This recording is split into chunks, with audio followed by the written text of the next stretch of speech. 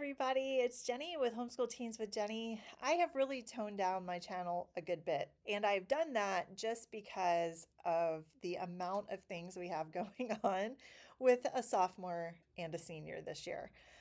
It became really overwhelming, and I was just needing to breathe a little bit and just sit and enjoy my kids. And so you might see fewer uploads, but stick with me because I'm still going to be sharing from time to time how things are going, if we needed to make any changes, how we've approached different things. So I'm still here, just on a little bit of a less frequent level. So I wanted to give you a bit of an update. We are around week 10 in our homeschooling, and I have a 10th grader and I have a 12th grader. I have a child with ADHD and I have a child with sensory processing disorder. So we really deal with a lot of neurodivergent approaches to our homeschooling. I have one that wants to go to college, I have one that does not. So we are just all over the place over here with different approaches and just how I'm trying to parent them and help them through those different transitions that are coming up for them. Both kids are driving and learning how to drive. So it's just been quite the whirlwind of a year already. And I appreciate you guys hanging out and sticking with us. Um, the first thing I wanted to explain is just how we do homeschool real quick. We meet up here in our school room. This is like the bonus room, it's the everything room. But our school stuff lives up here as well. And we meet up here at 10 o'clock every morning. We sit around the table. We start with World Watch News. We move into Bible study. And then on Tuesdays and Fridays, we do music appreciation through Beautiful Feet. So that's kind of what morning looks like. After that point, the kids have a checklist from Homeschool Planet. I put this in, and every day they get a printed checklist, and they get to manage their own time. So they decide what subjects they want to do first, and as long as the subject is complete by the end of the school day, I don't care how they do it. They're learning independent skills, and they need to be able to take their assignments and be able to plan accordingly what their day should look like based on the things they have to do that day. And they've done a fantastic job with that this year. We've been doing this for several years, so they do have practice in that. And I spend that time doing my own Bible study or reading a book I want to read. I'm up here, I'm available, I'm working on co op classes I'm teaching, or I'm sitting at my desk working on their curriculum a month out, getting that into Homeschool Planet and making sure I have the supplies I need. So I stay really busy even while they're working independently, but they don't need me too much these days when it comes to the course subjects. So that's what that looks like. The first thing I wanted to talk about is I went on Book Outlet, I think is where I got this. It is the John MacArthur Study Bible. I got the New American Standard version, and I have been loving this for Bible study. I really like the commentary. The difference between a just regular Bible and a study Bible is the study Bible will give you notes or charts or graphs at the bottom to help you understand better or to give you kind of a visual. It really helps with timelines and things like that. So I did want to mention that's what I'm using for the John MacArthur study we're doing. We're doing Fundamentals of the Faith. And man, I can't recommend this enough. This has been so good. We all have enjoyed this. It's refreshed our memories on some things. We've learned some new things. Right now, we're finishing up Spiritual Gifts. That's lesson 10. So it only has 13 lessons. So we have 3 lessons left, and then we'll be moving forward with something else, but highly recommend this. It's been fantastic. Basically, you listen, the way it's designed is you log on to their website, you listen to the sermon for that week, and we break it into 20-minute increments across the week. So typically it's an hour long, so we'll listen to 20 minutes on Monday, 20 on Tuesday, 20 on Wednesday. So then we look through at how the chapter is broken down as it's like a workbook style. where you look up passages and then fill in things. And so we look at like how many of those sections there are and divide it up through the week evenly. Okay, so twice a week we do Beautiful Feats, music appreciation. This was so we could get through in a year. I am giving this half a credit, um, and that's pretty generous, to be honest. The thing about this is it's really made from elementary school through high school, and it really, to me, is geared more towards elementary and middle as far as the activities and things go. My kids, I have to say, are not really enjoying it. It came into the curriculum world with a lot of hype last year, I guess, or maybe the year before.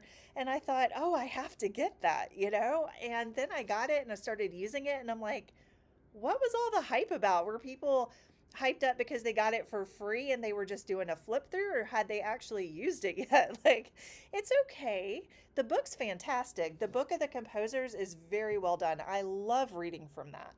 But the rest of it's kind of It falls flat with my kids, but we're still going to do it. We're still going to get through it.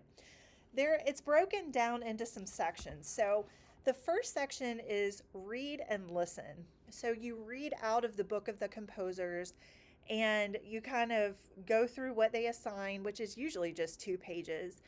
And it's usually a biography of a composer, or like we were learning about the orchestra and how it's structured this past week.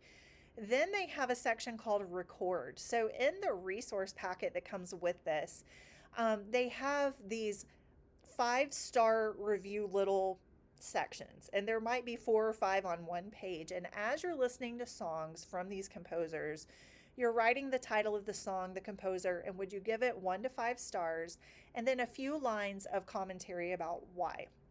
So we do that. And then there's a do section. So it may be like this.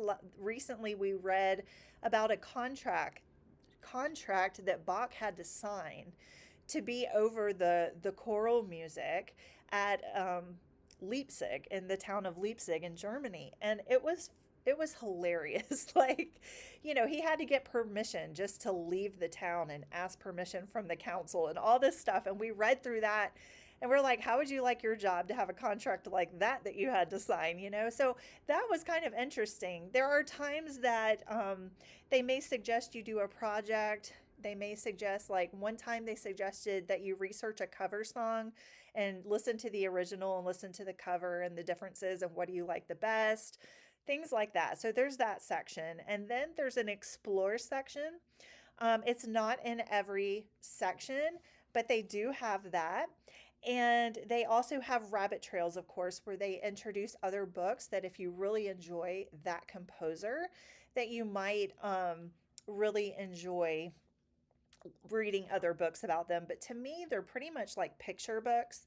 So I really think that's more geared toward elementary. Some of the projects and things have been really elementary, like making musical instruments out of popsicle sticks, or paper plates, or things like that. And we skip those. It's just not going to interest my high schoolers. But I have to say, the Book of the Composers is very well done. It's very well written. I really like the style that it's written in. This is kind of a spread. That one's Mozart. We're in the classical composers now, so things are getting a little more interesting. But the first was a little rough, but we're getting there, y'all, and it's okay. Now I'm going to set this down because that was a big old stack of books. I want to talk about my senior first. So for math, he's doing consumer math. And when we first started Not Consume's consumer math, I was really disappointed and my son was really frustrated. And that concerned me. I thought, oh no, I have made a mistake. Really, it was the first 2 chapters. It just really pressured him too much to have a decision on college or not college, and to have a plan and to make a plan. And at the beginning of your senior year, you're already transitioning into knowing this is your last year. It's hard enough. Like, it was too much pressure up front. We just stopped. We skipped the first 2 chapters and we went into the more day-to-day type things that he would need to know, like banking, okay, and insurance and things like that. We've had good conversations. He's enjoyed those sections. It just didn't start off great. I've also added Campfire Curriculum's financial stewardship unit study, and he absolutely loves that. It's a great pairing because I really don't think consumer math from Not Consumed should be really a full math credit for a senior in high school all on their own. I just don't think it's enough. That's my personal opinion. There are some sections he was getting done in 5 to 10 minutes a day. And I'm like, well, that's not enough time for a full credit for your senior math. So that's why I added the financial stewardship. And I've been able to kind of look through that and how it coincides with the consumer math.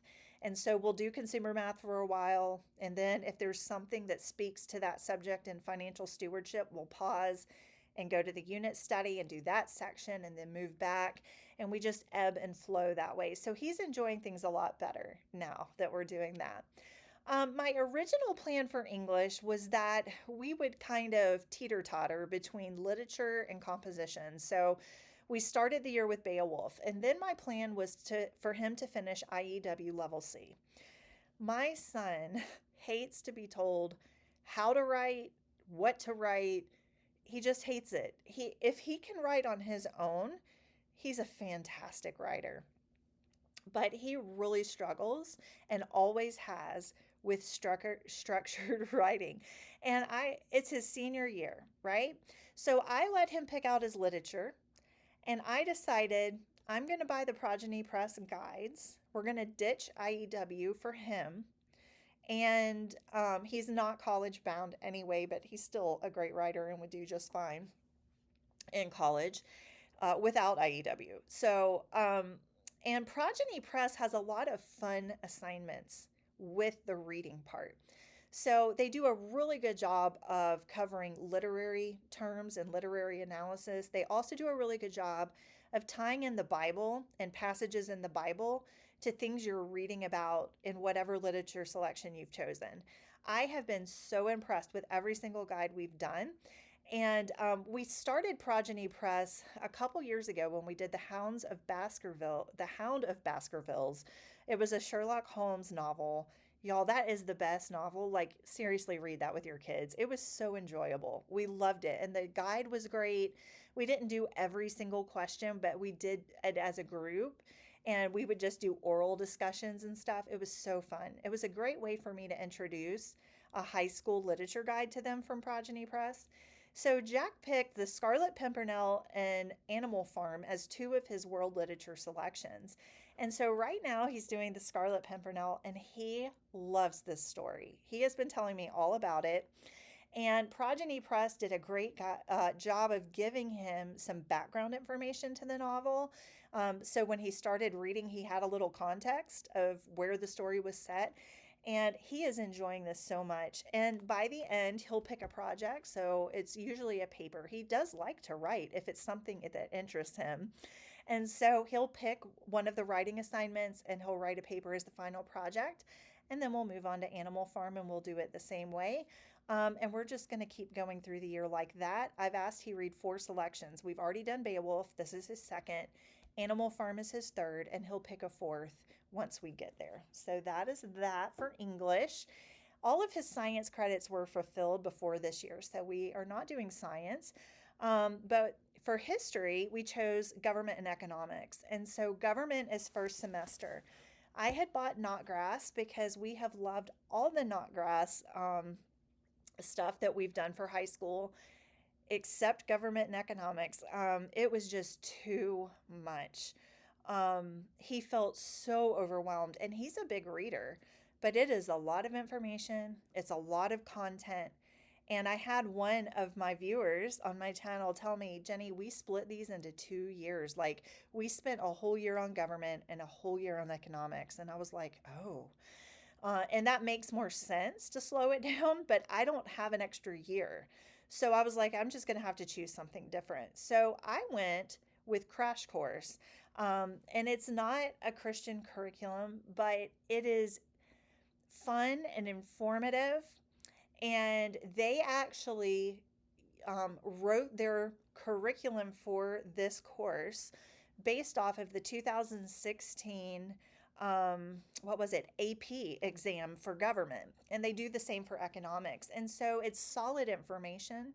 It's good information. They present it really fast. Sometimes Jack has to stop the video and fill in and then keep playing or go back and listen again. So I got on Teachers Pay Teachers. I found that somebody had already created worksheets on all of the videos.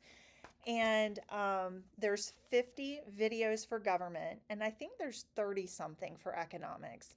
So for government, he's going to get through all 50 of the videos and do a worksheet for each one. And then at the end, for December, he's going to read the Uncle Eric book, Are You Liberal, Conservative, or Confused?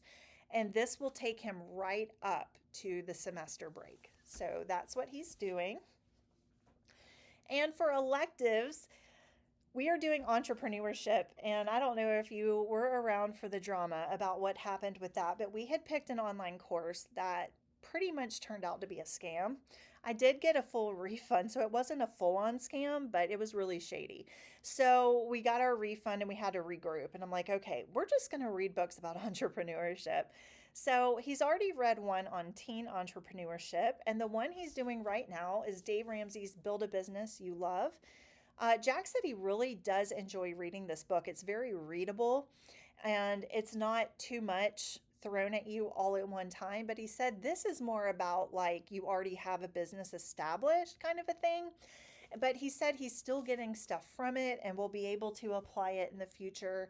But he has two other selections. He has Faith-Driven Entrepreneurship and Entrepreneurship for Dummies, which I hate that title, but the point was we wanted to start from scratch. How would you start a business if you wanted to? And that was the best option I felt that was out there. So hate the title, but the book offers what we want to cover. And those are the books he's going to be reading through. And then if we have more time, we'll just keep adding to it through the year. So yeah, and he's also doing ACEable, which is a driver's ed program online in our state. The Department of Driver Services allows you to use this specific company to do your driver's ed and get a certificate and get your license. So him and his sister are both working on that, and they do that every day. All right, so speaking of the sister, she's in 10th grade, and we started off the year with Denison geometry. And my son took Denison all the way through Algebra 2 and did really good. He really enjoyed Mr. Denison. He didn't have any hiccups or any troubles. He made good grades, and I thought, no brainer, I'm going to do the same thing for my daughter. But she is a much different student than my son, and you would think Denison would appeal. I mean, she's already done Denison pre-algebra and algebra 1. So I was like, surely geometry is going to be fine. I didn't even think it wouldn't work, you know? But she came to me and she's like, Mom, this is just really frustrating me. And at this point, I'm just guessing. And I'm like, okay, well, we're not just going to be guessing. So I pulled up a free trial of teaching textbooks geometry, and I've had her do the first 10 lessons. Now, her grades are not A's. They're not all A's. We're kind of in a B average right now. And I really just think this is not the subject that she's going to excel in, but I do want her to do her best.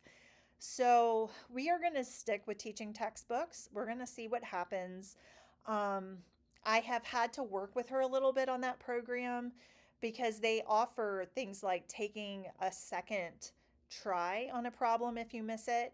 And they also allow the student, after completing it, to view the solutions and figure out why it was wrong, why their answer was wrong. And she's not been utilizing that in the free trial. So I told her, I noticed that on Wednesday, yesterday. And so I said, by chance, do you see where you can give a second answer or view the solution? And she's like, no, I have no idea where that is.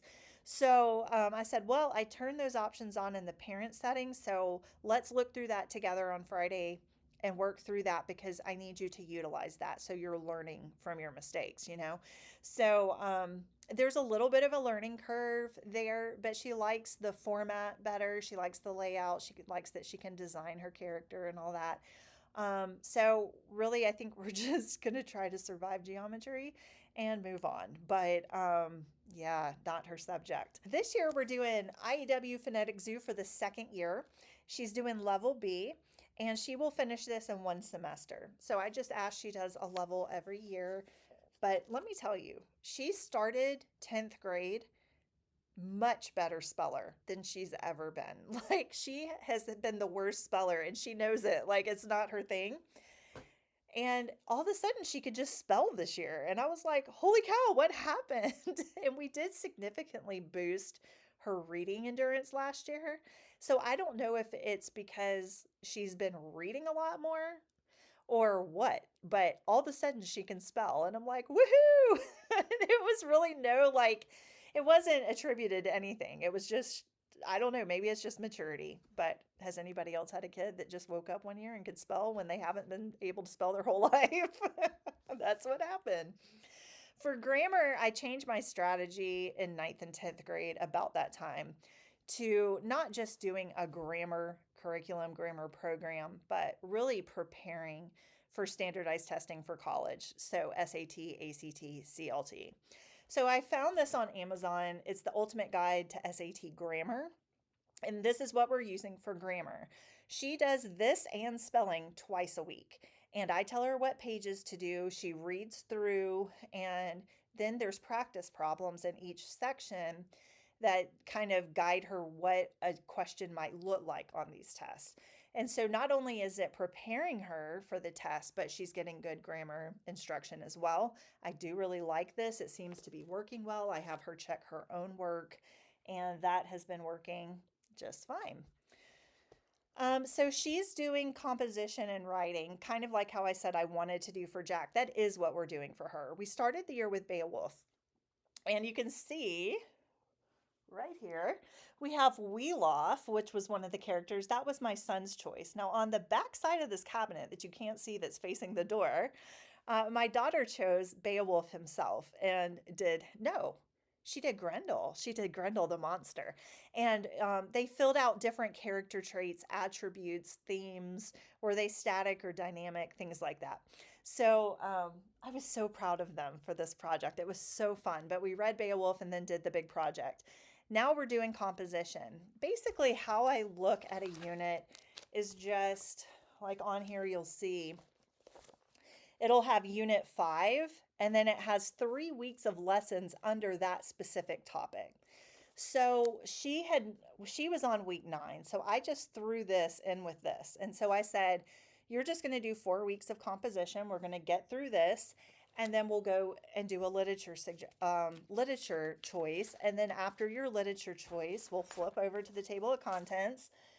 We'll have summarizing multiple references, and there's 4 weeks of that, and then she'll do 4 weeks. So that's how I'm handling this. She is doing level B. It moves a little bit slower, and she just needs to take her time and not just race through it as fast as C goes. So B was just a better choice for her. So for science, she's doing CompuScholar, and it's a fabulous course. I am trying to remember what they call it on their website, but for our state, they count it as a computer science credit under the science category, and it has a lab it's classified as a science with lab. So what she's doing is game design, and it's animation and simulation. So she will do a number of lessons. They range right now from 3 to 5 lessons per chapter. Every day she watches a video.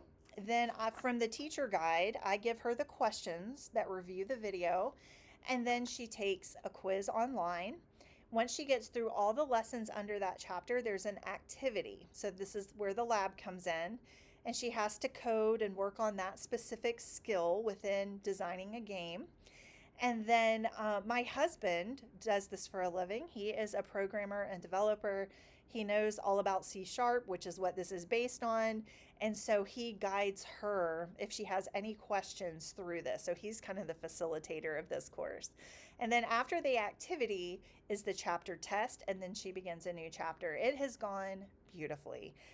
CompuScholar does an excellent job. They did Digital Savvy 2 years ago as an elective for just introduction to computers and stuff and information technology. And they covered so many good things in there, including email and how to organize your files and all sorts of stuff. This is getting more into programming and coding, and they just do it in such a great way. It is so well done, and it is worth a high school credit. She works hard in this course, so highly recommend that one. For history, she wanted to do medieval history this year, and I really wanted to give Beautiful Feet a try on their history. Now, I looked at the intermediate level, which they have for fifth through eighth grade, and then I looked at the advanced level, which they have ninth through 12th. The advanced level was definitely high school honors. A lot of the choices I would even say would be a collegiate level. I do not want her struggling through the reading so she can't enjoy the material. I wanted her to have fun with this. History should be fun. And we're not looking to do honors or anything like that. So we chose the intermediate level, and man, I am so glad we did. This has been the best, smoothest flowing Beautiful Feet guide I've ever done. If you've never done it and you want to try it, get Medieval History Intermediate, no matter how old your kids are. These are great. I mean, the choices are great. The projects have been great. She did a PowerPoint presentation on, she got to pick the three religions within that time period and pick which one she wanted to do. And she chose the one she knew least about, and she did a PowerPoint on that. She did a great job. This week she's making a Robin Hood hat, and she has a sewing machine, and it's a very simple sewing project. She's super excited about that. She's enjoyed the reading for the most part. Some of them have dragged on a little bit, but she has done so good with this. So to give you an idea, there is vocabulary included that they have to look up definitions for words that are going to be found in the selections they're reading. They have a ton of reading, and then there's questions in the guide that they answer after the reading. They have research projects where they look up a specific website they're given and read through it and learn about something, the topic of whatever they're studying. So right now she's doing Robin Hood, and they also use the European world as the spine, and this is really well done. Sometimes it takes her 2 days to get through a chapter in the European world because I do have her take notes as well. It is not said they have to, but for me and on a high school level, I want to see her taking notes off what she's reading. So that's what I asked that she do. I'm trying to look at some of the things. Sometimes you have a hands-on project. You do map work. There's a medieval map that they fill in about where locations were at that time in history. They have a timeline they work on. There are just a variety of projects. It's not the same every day. And she really likes that it's not just textbook reading, answering questions, but that it changes every day. And she has really enjoyed it. Sometimes there are YouTube videos and different things like that. So, yeah, she's doing fantastic. I highly, highly recommend that level and that course. Okay, what else? Electives. She's doing ASL 2. We thought she might want to go into ASL interpreting as a career. But she has decided now that she's in ASL 2 that she doesn't think she will pursue that. She enjoys ASL still. She is learning so much just about the deaf community and their culture and their language. She has a heart for that, and she can still use that in ministry and in a lot of other opportunities. But this is kind of, going into that second year, it takes language up to the next level a little more. And she just kind of realized that wasn't going to be her thing, forever. And that's fine. But she's doing well with it. And I do really highly recommend ASL Virtual Academy. They do such a good job. It's about $400 a year, but they do have online interaction with teachers. They have teachers that are reviewing their assignments, grading, giving feedback, and it's worth it. They actually meet over Zoom face-to-face with a teacher every quarter for an evaluation and to give them tips on how to grow and do even better. And they're very supportive and encouraging. And so this has been another great start to the year with that company. And then she's also doing ACEable, which is driver's ed as well. So, man, I tried to go as fast as I could through that, but that's kind of where we are. Changes we've made. We have co op going on. It's an enrichment co op, so we're learning things for fun. And we also take field trips with this group. So one week might be a class day, and one week might be a field trip. So today was a field trip. We did an art field trip today, and the kids had a blast, and I had a blast. So we're going to go to a corn maze, just all the fun things you do at this time of year. Before we've gone up to the mountains, the North Georgia mountains, to do the apple barn type stuff. But it's just nice to have a consistent group of people that are in your circle that have the same mindset about how they want to raise their children and how they conduct their families and all sorts of things. I'm just really fortunate for that group. They're just a huge encouragement to me in my day to day life. And I need that. So it's like one of those things you didn't really realize you needed until you got in it and you're like, oh, I need it.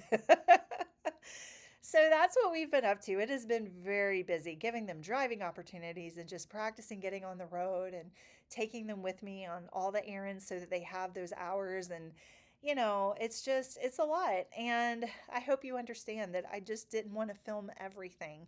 Um, and I didn't want to share every little thing. It's just a time that I just want to soak up. And sometimes we just sit together and play a card game like halfway in between schools to break. I have enjoyed, cooking lunch for them every day and just sitting down with them and finding out, what's new and what they're thinking and what their thoughts are and helping them through hard things and transitions and fears. And they're really growing up. And it's a it's a surreal ride. I love my kids so much. And I say this almost all the time in my videos, but I'm so thankful that I can have them at home and we can just um, spend this time, this very short time together, with the amount of time that we have together homeschooling here. They are doing so well academically, they're doing excellent socially. They are just they always surprise me. They always make me smile. They have great senses of humor and we just love to laugh, and it's just been a really great year. So, thanks for the grace to let me just step back a little bit and pop on when I can. Everybody was out tonight, and I thought I need to give them a little update on things because there's been a lot of just changes and shifts with some of the curriculum and things. So that's how it's going. And I'm thankful for this year. It's been a good year so far. And my son looked at me the other night, just to wrap up this video. He looked at me the other night and he said, Mom, he said, I wake up looking forward to school this year. And oh my goodness. Will that not give a mom's heart like a flutter, right? Like my whole goal this year was, yes, to still make it academically challenging and for him to grow and to push him a little bit, but also my goal this year was to bring fun back into homeschooling and really just enjoy my kids and have them enjoy the time that we have together. And that just sums it up for me. Mom, I really look forward to school when I wake up. And I'm just like, yes, I did it. So I hope y'all are doing well. I love you all. Thank you for being here, and I will see you guys in the next one.